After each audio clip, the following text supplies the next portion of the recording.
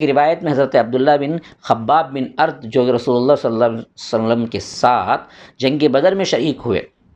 ایک رات آپ کے ساتھ رہے، اس کا بیان ہے کہ آپ تمام رات بیدار رہے اور نوافل ادا کرتے رہے یہاں تک کہ صبح صادق ہو گئی۔ جب آپ نے نماز سے سلام پھیرا تو خباب رضی اللہ عنہ نے عرض کیا، یا رسول اللہ، میرے ماں باپ آپ پر قربان ہوں، آج رات جس طرح آپ نے نوافل پڑھے ہیں اس سے پہلے میں نے کبھی آپ کو اس طرح نماز ادا کرتے نہیں دیکھا۔ تو آپ صلی اللہ علیہ وسلم نے فرمایا کہ تمہارا کہنا بالکل درست ہے، اور جان لو کہ نماز ایسی عبادت ہے جس میں اشتیاق یعنی ذوق شوق اللہ کے ساتھ بڑھایا جائے اور اس کے عذاب سے پناہ مانگی جائے۔ چنانچہ میں نے اپنے پروردگار سے 3 باتوں کا سوال کیا، جس میں سے 2 باتوں کو تو اللہ تبارک و تعالی نے قبول کر لیا اور ایک بات کو تسلیم نہ کیا، اور اللہ تبارک و تعالی ان 2 باتوں کو جو قبول کیا تھا اس کے بارے میں اللہ کے رسول صلی اللہ علیہ وسلم نے فرمایا کہ میں نے سوال یہ کیا کہ اللہ تعالی ہمیں اس طرح برباد نہ کرے، تباہ و برباد نہ کرے جس طرح اس سے پہلی امتوں کو تباہ و برباد کیا۔ تو اللہ تبارک و تعالی نے اس بات کو قبول کر لیا، اور اسی طرح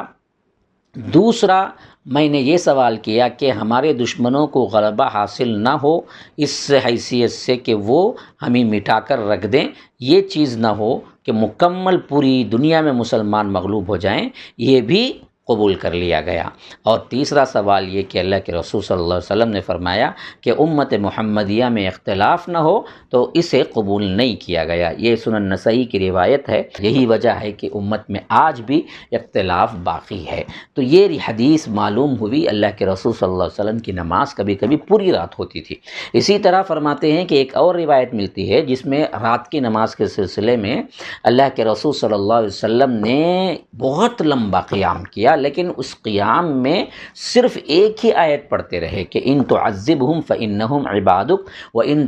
تغفر لہم فانک انت العزیز الحکیم، مائدہ 118 آیت نمبر، یہی ایک آیت پڑھتے رہے، آیت ہی تمام نماز میں، یہاں تک کہ رکوع میں سجود میں بھی یہی آیت تلاوت کرتے رہے اور دعا میں بھی یہی آیت دہراتے رہے۔ صبح کی نماز کے بعد ابو ذر نے آپ سے سوال کیا، یا رسول اللہ صلی اللہ علیہ وسلم، آپ رات بھر یہی آیت تلاوت کرتے رہے بلکہ رکوع اور سجود اور دعا میں بھی یہی آیت دہراتے رہے، حالانکہ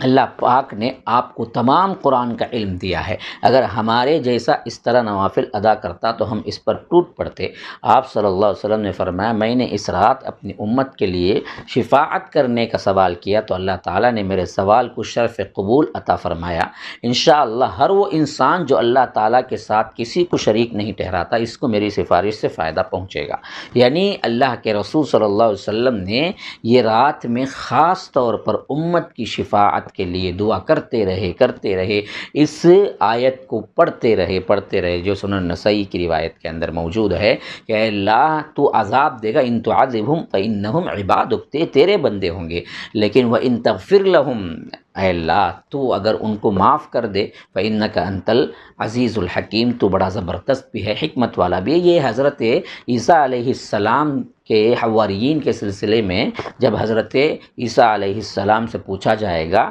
حشر کے میدان میں جو بات چیت ہوگی، مکالمہ ہوگا، اس حیثیت سے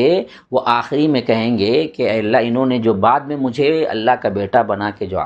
جو شرک کیا، اس حیثیت سے ان کے آخری الفاظ حضرت عیسیٰ کے یہ ہوں گے کہ اے اللہ یہ تیرے بندے ہیں، تو چاہے تو انہیں کیا ہے معاف کر دے، تو چاہے تو انہیں عذاب دے۔ لیکن اللہ کے رسول صلی اللہ علیہ وسلم نے اس آیت کو تلاوت کر کر کے کہا کہ اے اللہ میں اس طرح اپنی امت کو تیرے حوالے کر نہیں سکتا، بلکہ اے اللہ تو میری امت کی شفاعت کے سلسلے میں، میرے امت کی شفاعت کے سلسلے میں مجھے اور زیادہ دے، یہاں تک کہ اللہ کے رسول صلی اللہ علیہ وسلم نے فرمایا کہ میں ہر انسان کو، ہر وہ انسان جو کہ توحید پر مرا ہو، کبھی شرک نہ کیا ہو، میری شفاعت پہنچے گی اور میری شفاعت سے اللہ تبارک و تعالی اس کو فائدہ دے گا۔